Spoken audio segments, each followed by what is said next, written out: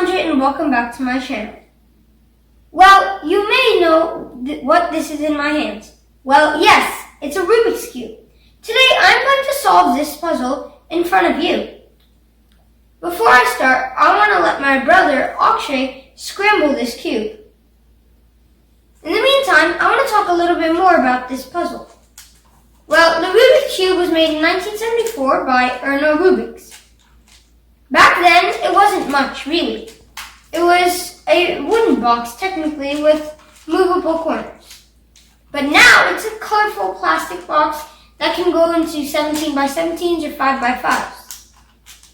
This cube didn't have that many ways to be solved back then. So, not even the creator Rubik knew how to solve it whenever it was first released. But don't worry, now there are many ways that we can use to solve this puzzle, and there are many algorithms we can do to do it too. Well, looks like my brother is done shuffling the cube.